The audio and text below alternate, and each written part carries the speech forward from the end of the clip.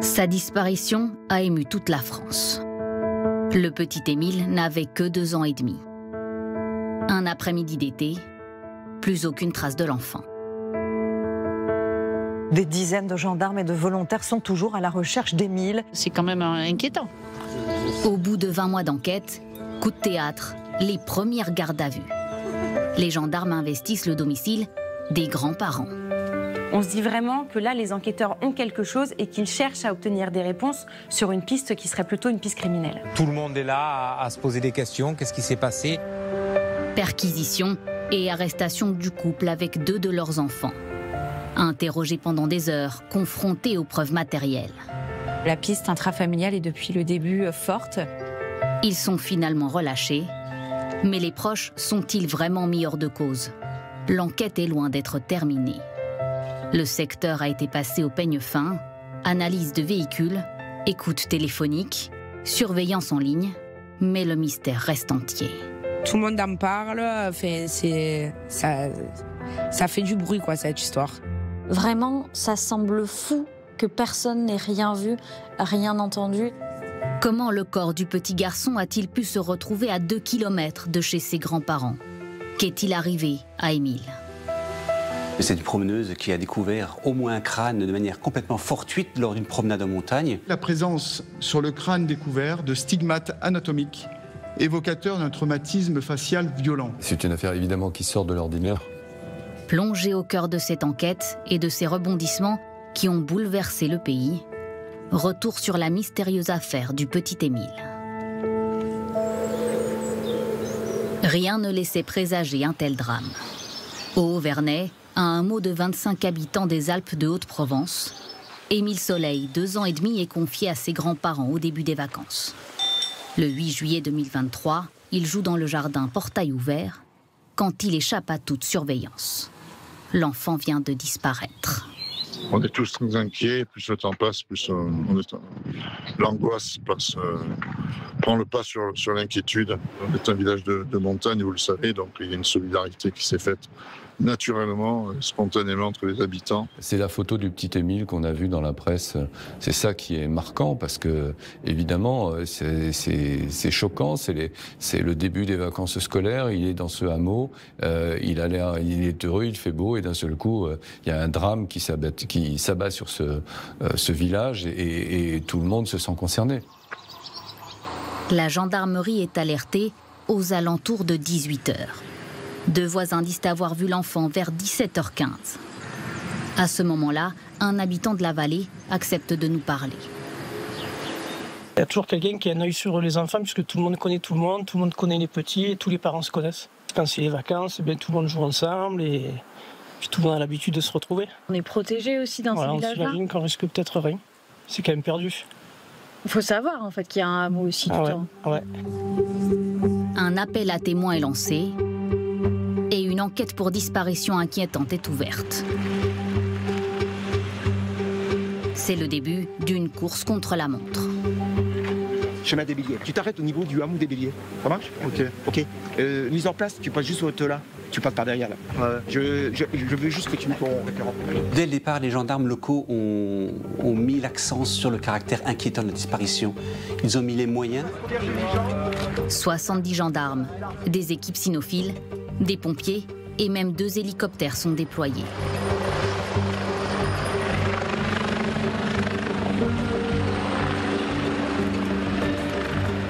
Le soir, 11h du soir, je suis arrivé ici.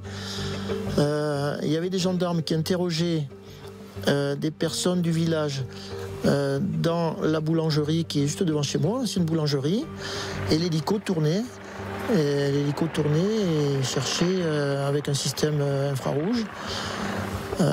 Et il a tourné, je suis arrivé ici à 11h du soir, il a tourné jusqu'à 2h du matin environ, cet hélico. C'était assez stressant d'ailleurs. La première chose, c'est d'abord la piste familiale, la piste d'un rôdeur qui serait venu, la piste d'un voisin, de quelqu'un du village, ou alors la piste accidentelle. C'est un endroit où il allait régulièrement avec sa famille, avec ses parents, qu'il aime bien suivre des papillons. Donc on nous explique que c'est possible que ce petit garçon ait tout simplement échappé à la vigilance de ses grands-parents et qu'il se soit perdu. Samuel aide les gendarmes équipés d'un drone. Il rencontre le père de l'enfant. Je justement, on parlait du petit et tout, il m'a dit il est capable de parcourir bien 10 km en montagne. Donc ça paraît énorme pour un enfant de 2 ans et demi. C'est un terrain, il est très escarpé, ça monte, ça descend.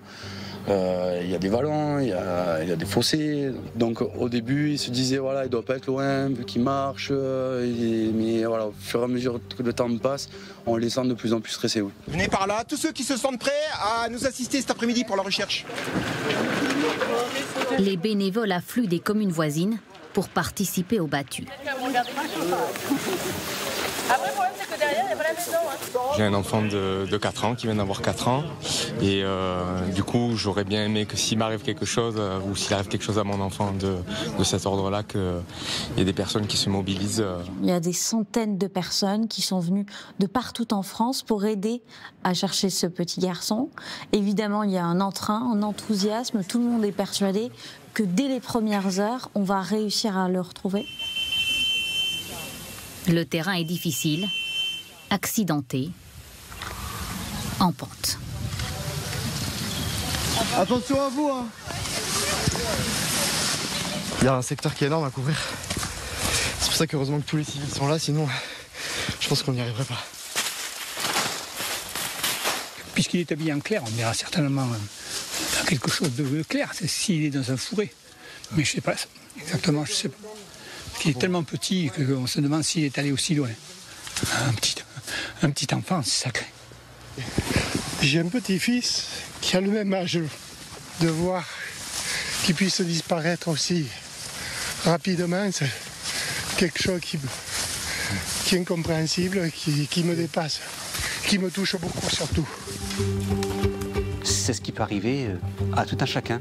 Et tout le monde, notamment les personnes un peu plus âgées, peuvent se retrouver dans une situation ou dans un contexte qui leur fait rappeler effectivement le jour où ils gardaient les enfants à 1200 mètres d'altitude chez les grands-parents, là où ils sont en sécurité absolue, et ils se rendent compte effectivement qu'on peut avoir des circonstances dramatiques en quelque lieu que ce soit. 800 personnes se relaient jour et nuit dans un rayon de 5 km pendant 48 heures. Les maisons du village fouillées, premières auditions, enquête de voisinage, mais aucune trace.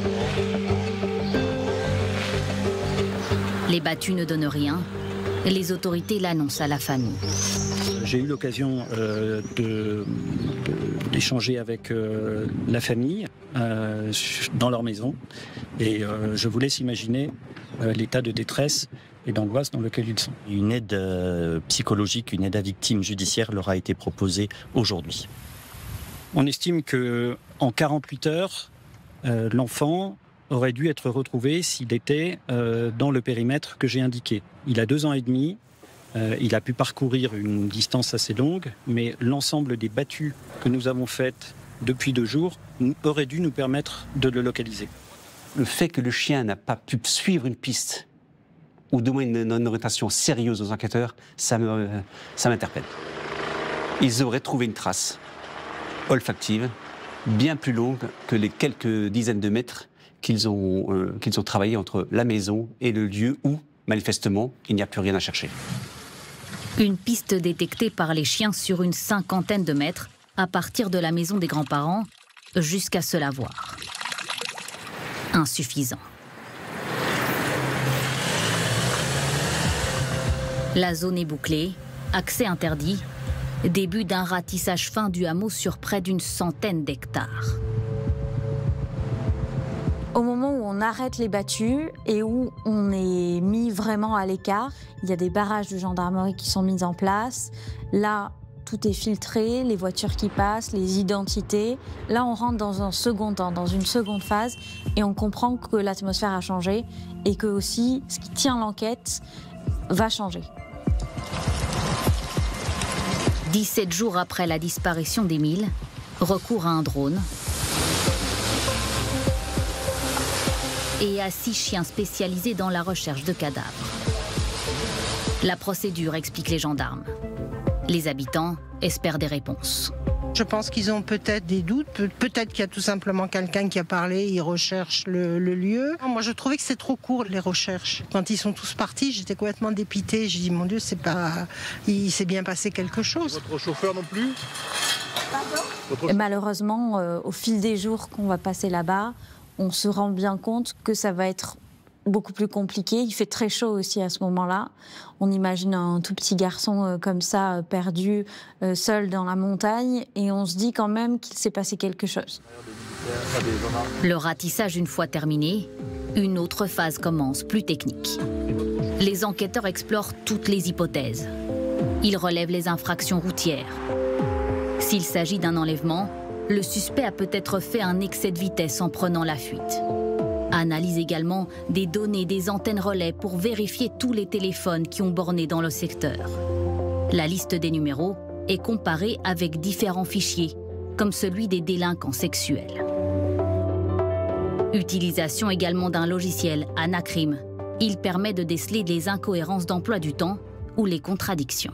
Ça va être un investissement sur l'avenir parce que ça va permettre, si l'enquête par exemple dure des années, de faire des rapprochements avec les éléments qui petit à petit vont rentrer dans l'enquête et qui vont permettre de déjouer des contradictions ou d'affirmer des concordances. Première étape, clarifier ce qu'il s'est passé le jour de la disparition. On sait qu'au moment de la disparition d'Émile, il y a plusieurs membres de sa famille qui sont présents dans cette maison du Haut-Vernay, leur maison secondaire. On nous parle de 6 à 10 membres de la famille qui sont là dans la maison. Donc des oncles et tantes d'Émile, dont certains sont mineurs, sont jeunes, ils sont dans la maison, mais on ne sait pas précisément qui était là au moment où il a disparu. Est-ce qu'il a pu se passer un accident dans ce cadre familial? On sait qu'il avait des oncles et des tantes qui sont très jeunes, qui étaient avec Émile. Est-ce qu'il y a eu, je ne sais pas, une bagarre, une dispute avec ses oncles et ses tantes? Il existe aussi une cabane à l'arrière de la maison. Est-ce que l'enfant est tombé? Est-ce qu'il y a eu un accident à ce moment-là? Ça, c'est une des hypothèses au début. La famille rompt le silence médiatique 1 mois et demi après la disparition de l'enfant. Ils choisissent de s'exprimer dans l'hebdomadaire Famille chrétienne, à leurs conditions. Avant l'interview, on avait fait un périmètre des choses à dire et pas dire.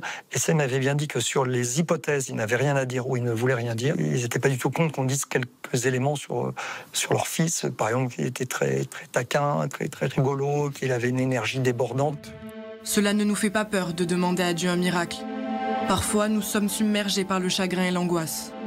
On désespère un moment, et ensuite on est comme soulevé par l'espérance à cause d'une lettre ou d'un signe qui nous touche. Ils n'ont donné qu'une seule interview à de la presse écrite. Ils étaient un peu pointés du doigt parce que les gens leur reprochaient d'avoir beaucoup prié, peut-être plus que cherché après la disparition de leur enfant. Ils ont voulu expliquer que c'est même parce qu'ils étaient très croyants qu'ils ne s'intéressaient pas à la disparition de leur enfant. Les proches d'Émile restent très discrets jusqu'en novembre. Ils contactent à nouveau l'hebdomadaire catholique et transmettent un audio. Depuis le 8 juillet, nous vivons entre l'espoir et l'abattement. Où est notre petit garçon? Que lui est-il arrivé? Nous en appelons à votre cœur. S'il est vivant, ne nous laissez pas vivre sans lui. S'il est mort, ne nous laissez pas sans une tombe pour nous recueillir. Je crois vraiment que cet appel peut parvenir à l'oreille de quelqu'un qui sait quelque chose. Donc peut-être que quelqu'un, regardant le 20h, peut se dire il faut que je trouve le courage de parler. Les mois passent, le mystère reste entier. Les perquisitions se poursuivent également dans d'autres départements. Le Haut-Vernay se cloître, une question tourmente les esprits. Où se trouve le petit Émile ? Les habitants sont évidemment beaucoup dans la peine et dans la douleur pour cette famille.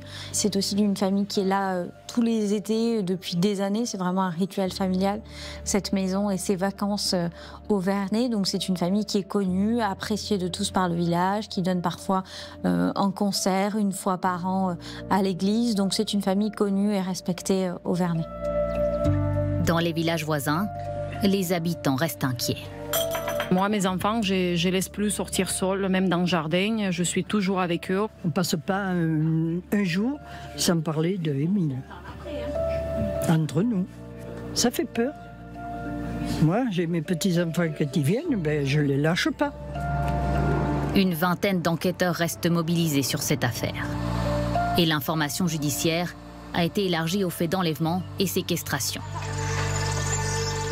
Il y avait des drones, des chiens pisteurs, des lacs ont été sondés par des plongeurs de la gendarmerie pour voir si le petit garçon ne s'y était pas noyé.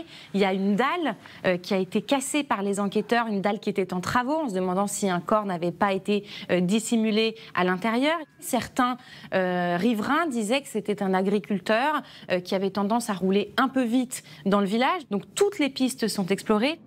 Déjà près de 900 signalements, des fausses pistes. Fin mars, la mise en situation, une sorte de reconstitution. 17 personnes reviennent sur les lieux. On va voir les allers-retours des juges, des enquêteurs, de la famille, de ces 17 personnes qui sont convoquées pour remettre en situation, rejouer minute par minute la disparition d'Émile. Donc on va recroiser la famille qu'on a vue déjà au moment de la disparition. Mais on n'a aucun échange avec eux. Mais on a besoin de savoir. Qu'est-ce qui s'est passé? L'espoir a malheureusement diminué, et puis après on s'est rendu à l'évidence que certains n'étaient pas là, mais cet enfant, il y a l'intervention d'adultes, c'est obligatoire. Sans lien avec la mise en situation, 2 jours plus tard, complètement inattendue, une macabre découverte. L'enfant n'ayant pas réapparu, on a évidemment une suspicion sur le fait qu'il soit mort, et en fait on en a une vraie certitude quand des mois plus tard on découvre un morceau de son squelette. Le crâne d'un enfant est retrouvé. Tout de suite, le nom du petit Émile émerge. Est-ce bien lui? Comment s'est-il retrouvé là? À moins de 2 km à vol d'oiseau de la maison de vacances de ses grands-parents. La promeneuse a découvert ces ossements entre 12h et 14h lors d'une promenade sur un chemin qu'elle se souvient avoir arpenté plus d'1 mois avant. Si le lieu de la découverte du crâne d'Émile est bien situé dans le périmètre des recherches opérationnelles des premiers jours, je ne peux affirmer aujourd'hui que chaque mètre carré a été foulé par un membre des équipes de recherche et d'investigation, aussi loin soit-elle allée. Je dirais une découverte complètement fortuite, presque inimaginable, puisque croiser à cet endroit-là un promeneur qui a le regard qui se porte sur les accotements ou sur les côtés et découvrir un crâne humain en capacité de le ramasser, de le mettre sous sachet nylon et de le rapporter à la brigade, c'est quand même assez original dans le spectacle, ou du moins le spectre judiciaire. Les ossements permettent de le confirmer. Il s'agit bien d'Émile Soleil. On a vu les gendarmes passer et on a de suite compris un enfant de 2 ans et demi partir comme ça. En plus, dans un village, tout le monde se connaît. Je veux dire, c'est un petit hameau, c'est terrible. Et mon sentiment de tristesse, c'est horrible. Ce petit garçon, voilà, on avait espoir qu'il soit peut-être quelque part. J'avais l'espoir qu'on retrouve Émile vivant.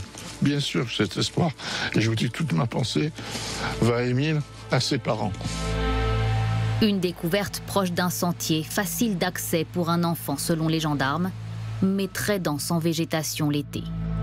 À 150 mètres de là, le long du ruisseau, des vêtements d'Émile sont retrouvés. Il a fallu qu'il traverse le village, qu'il passe devant l'église, qu'il passe devant le cimetière, qu'il continue plus loin sur une piste qui est très carrossable. Si c'est accidentel, au moins la famille va pouvoir faire son deuil. Et après, s'il y a d'autres pistes, je pense que l'enquête va se poursuivre. Moi, ce qui me trouble, c'est qu'en fait, on a participé aux recherches. On a ratissé tellement d'endroits que j'ai du mal à croire qu'on puisse être passé à côté de cet endroit-là, en fait. On apprend 9 mois après qu'à 1,5 km seulement de la maison, il y a le crâne du petit garçon qui est retrouvé. Là, vraiment, ça fait l'effet d'une bombe. C'est un coup de théâtre dans l'affaire. Soit nous n'avons pas pu détecter ces ossements à l'époque, soit ces ossements sont arrivés après les recherches. Ces ossements ont pu être apportés après les recherches, soit par une personne humaine, soit par rapport à des intempéries, soit par des animaux qui auraient pu aussi trouver ces ossements et les déplacer. Il était à 2 km de chez lui. C'était pas possible qu'un petit garçon parcourt autant tout seul, sans être vu par des tiers ou sans avoir pu être secouru, vu que cette zone a été en plus fouillée à maintes et maintes reprises. Donc c'est vraiment le moment du dossier qui, d'après moi, est passé de la thèse de la disparition à une thèse criminelle. Que révèlent ces éléments? Des analyses sont réalisées comme dans cette autre affaire sur ces images. La gendarmerie scientifique travaille avec des spécialistes des ossements et des insectes. Recherche de traces de coups, d'ADN, pour essayer de déterminer les causes de la mort.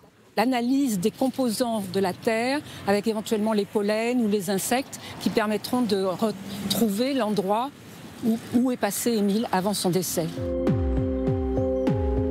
Les ossements du petit garçon dévoilent peu de choses dans un premier temps. Que lui est-il arrivé ?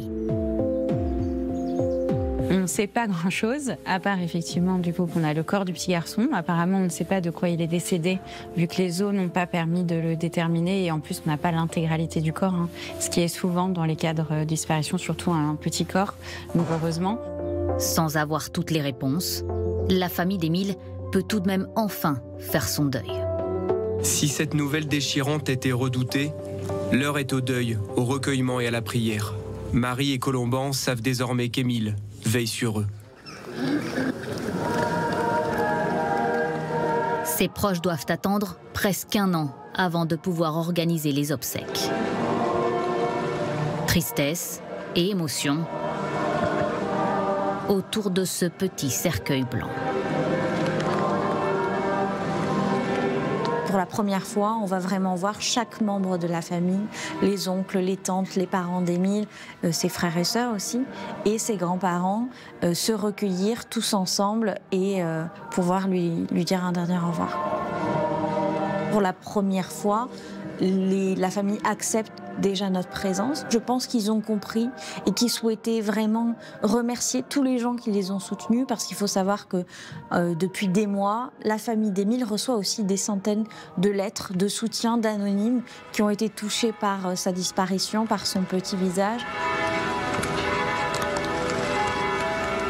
Juste après les obsèques, une lettre des grands-parents est envoyée aux journalistes.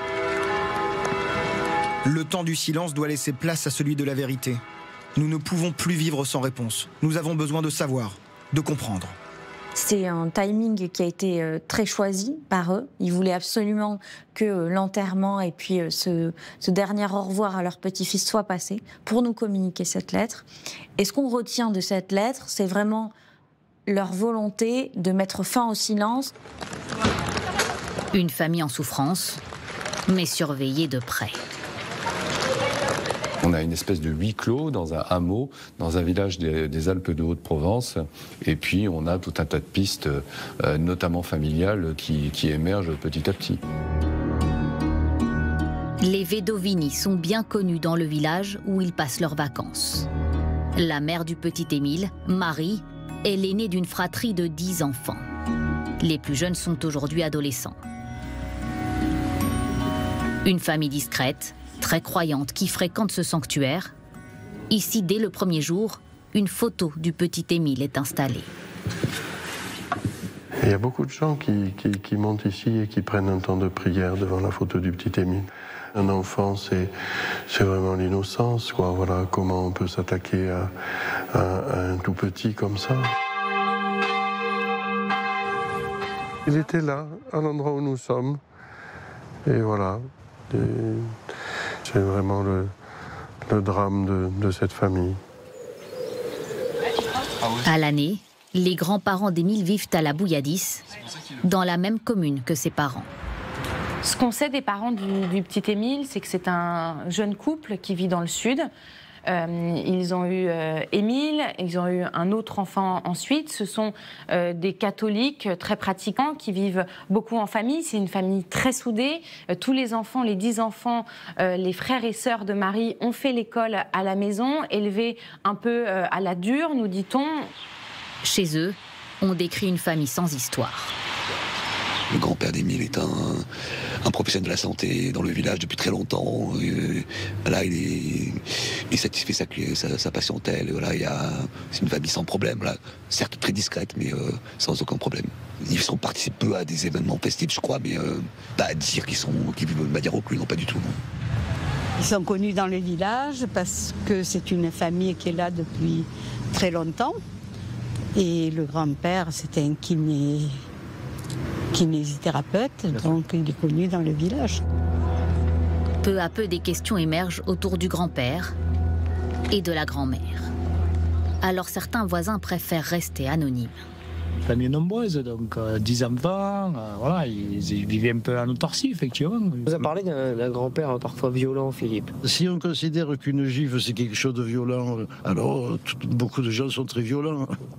Il faut relativiser. Mais non, c'est pas une personne violente. La famille a été dûment explorée sur son passé, sur son vécu, même sur ses obédiences religieuses qui sont tout à fait respectables. Mais on a également évoqué le passif du grand-père, sur d'autres affaires pour lesquelles il reste présumé innocent puisque témoin assisté. Donc on a quand même travaillé énormément. Le grand-père, Philippe Vedovini, 59 ans, est rattrapé par son passé. Son nom apparaît dans une enquête ouverte pour violence dans ce pensionnat du nord de la France. Il figure sur cette photo dans les années 90. Parmi ses élèves, Adrien, 10 ans à l'époque.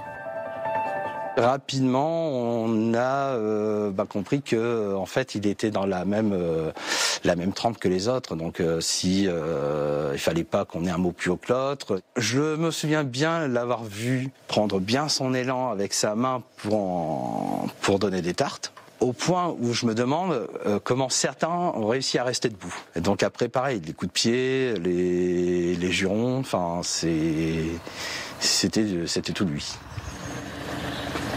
Des témoignages comme celui-ci ont été recueillis par cette journaliste indépendante. Ils me disent que c'est un des religieux les plus virulents, les plus violents. Il est assez imposant par son charisme, il est très sûr de lui. Et petit à petit, les enfants vont se rendre compte qu'en fait, il a des comportements qui sont un peu inexplicables. C'est-à-dire la violence physique, elle s'exerce à tout bout de champ. Un enfant, il le croise dans une allée, il lui met une grosse claque dans la nuque, pour rien, en fait. C'est-à-dire qu'il n'y a même plus de justification de la violence. Contacté, Philippe Vedovini n'a pas souhaité répondre. Son avocate le défend. Je considère qu'il y a viol de la présomption d'innocence avec des conséquences dramatiques pour la famille. Ces gens sont au fond du gouffre. La seule peur de mon client, c'est que cela fasse perdre du temps aux enquêteurs pour Émile. C'est un homme qui est décrit par plusieurs personnes comme un patriarche charismatique, autoritaire. Lui nie toute implication. Il a simplement reconnu effectivement avoir pu donner des gifles ou éventuellement des coups de pied aux fesses, mais il n'est dans cette affaire que placé sous le statut de témoin assisté, il n'est pas mis en examen. Ça veut dire qu'il est peut-être impliqué dans cette affaire, mais que les enquêteurs n'ont pas pu le démontrer. Le juge d'instruction a estimé n'avoir pas d'indices graves ou concordants permettant une mise en examen. Ce dossier est toujours en cours. L'enquête sur la disparition du petit Émile est loin d'être terminée. Plus d'1 an et demi s'est écoulé. Au Vernay, les habitants sont hantés par le visage de l'enfant. Pour nous, on trouve que le temps est très long, que l'enquête piétine. Et depuis de longs mois, maintenant, on vit quand même avec une suspicion énorme dans le village. On a beaucoup de pression, c'est énorme. Et nous, on attend des réponses pour pouvoir passer à autre chose et retrouver une sérénité dans le village. Dans ce village, manifestement, tout le monde s'observe, tout le monde se soupçonne, et ça ne peut pas être extrêmement sain. Petit à petit, il va y avoir ce climat, comme dans tous les faits divers, suspicieux, où on va entendre toutes les théories les plus folles sur ce qu'il aurait pu arriver à ce petit garçon. Et puis au fur et à mesure des mois, même des années maintenant, tout le monde redevient taiseux parce que la présence des journalistes et des gendarmes commence évidemment à agacer ce quotidien des habitants qui a été totalement bouleversé. Après des mois d'enquête dans l'ombre, les gendarmes sont aperçus mi-mars devant cette chapelle du Haut-Vernay. Ils saisissent une jardinière. C'est un élément important, puisqu'elle a été saisie. Je vous ferai quand même remarquer que, assez paradoxalement, on n'a pas gardé la terre. La terre était déversée sur le sol. Si ça a été un élément vraiment sérieux, par défaut, on saisit tout. On a les moyens de tout saisir, de transporter. Donc je pense qu'il y avait autre chose à gratter que cette jardinière-là. Une trace suspecte est analysée. Les résultats ne donnent rien d'intéressant. C'est un autre élément qui change la perspective des enquêteurs. Qu'ont-ils découvert?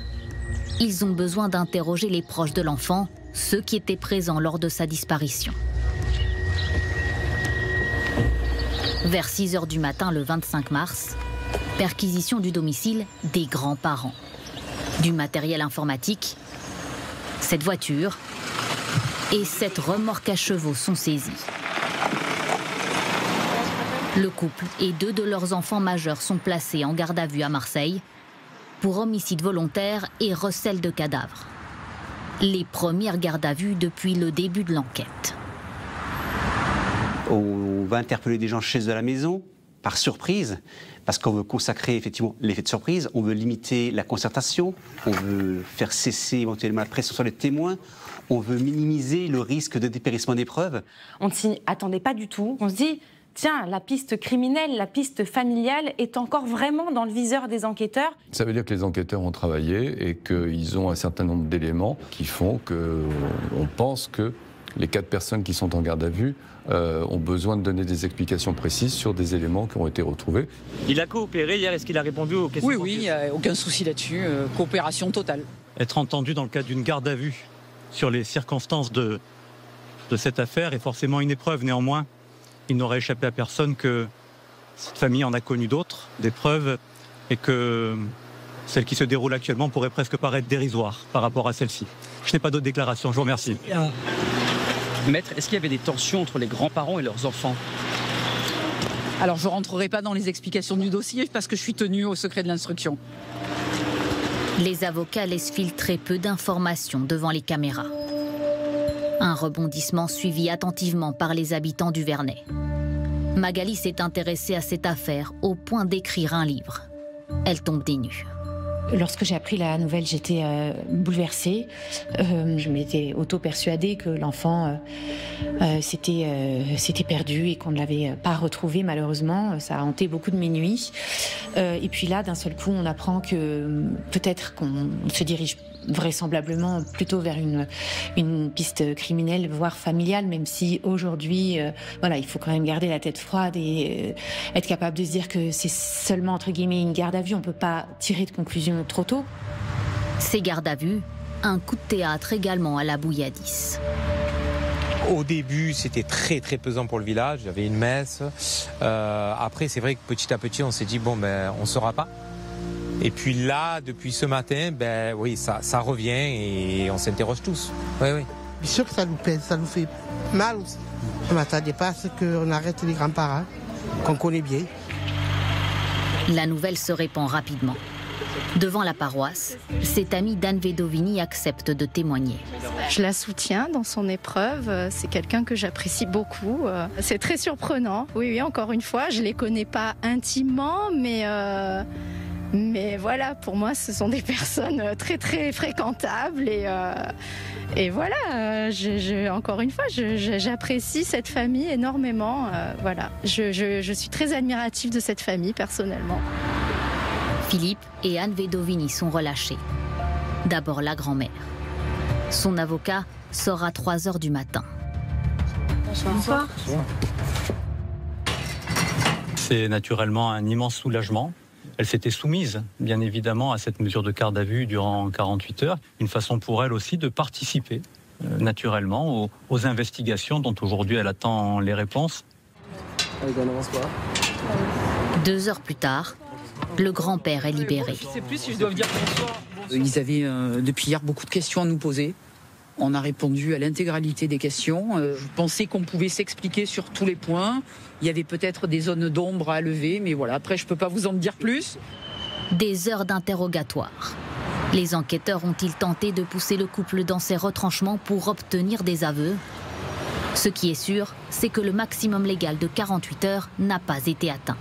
Les grands-parents d'Émile ont donc été auditionnés, entendus en garde à vue par les enquêteurs, 44 et 46 heures. On sait que le délai maximum légal est de 48 heures. Ça veut donc dire qu'ils ont 2 et 4 heures où les gendarmes, les enquêteurs, peuvent toujours les réinterroger, les remettre en garde à vue et à nouveau les mettre face à des questions et des incohérences. Derrière ces murs, ils ont été confrontés aux preuves matérielles et aux résultats d'analyse. Bonjour à tous. Les expertises introduisent la probabilité de l'intervention d'un tiers dans la disparition et la mort d'Émile Soleil. Les vêtements et les ossements retrouvés ont été transportés et déposés peu de temps avant leur découverte. Permettent aussi d'affirmer que le corps de l'enfant ne s'est pas décomposé dans les vêtements retrouvés dans la forêt. Permettent de considérer l'hypothèse que le corps n'est pas demeuré au même endroit et dans le même biotope au cours du processus de décomposition et qu'il n'a pas été enfoui. On sait désormais qu'ils avaient notamment les analyses des ossements sur lesquels ils voulaient les interroger. Il y a un traumatisme facial qui a été détecté sur le crâne de l'enfant. Donc évidemment que les enquêteurs ont voulu les entendre sur ce qui a pu arriver au petit garçon et savoir s'ils pouvaient être impliqués. Alors pourquoi la piste intrafamiliale ? Parce que, vous le savez comme moi, les membres de la famille étaient présents au moment de la disparition de l'enfant. Les gardes à vue et auditions de plusieurs témoins de ces 2 derniers jours s'inscrivent dans une phase d'enquête où il devenait nécessaire de confronter, d'éclairer et de soumettre aux personnes les plus concernées par la disparition d'Émile les résultats issus de l'ensemble des investigations. Les grands-parents rentrent chez eux, refusent de se montrer. Ils reçoivent le jour même la visite des parents du petit Émile. On appelle la gendarmerie. Propriété privée. Les grands-parents et leurs enfants sont libres, présumés innocents, mais ils ne sont pas pour autant mis hors de cause. L'enquête se poursuit. Leurs témoignages vont être comparés. Des analyses sont également toujours en cours. Qui c'est ? C'est les parents. Les parents d'Émile ? Oui. C'est les parents ? Pendant ces 2 jours, tout le pays a retenu son souffle, en espérant enfin connaître la vérité. Je pense que les Français se sont tous identifiés à ce petit garçon ou à sa famille. Et puis aussi, c'est la quiétude d'un village qui vit vraiment, c'est un huis clos, quoi. C'est vraiment un thriller, cette histoire, parce que pour y être allé à plusieurs reprises, c'est tellement petit, c'est tellement tout le monde se connaît. L'histoire d'Émile a marqué, je pense, le grand public parce qu'il s'agit d'une disparition d'enfant et d'un tout petit. Il avait seulement 2 ans et demi. Et toutes les disparitions d'enfants cristallisent toutes les angoisses des parents.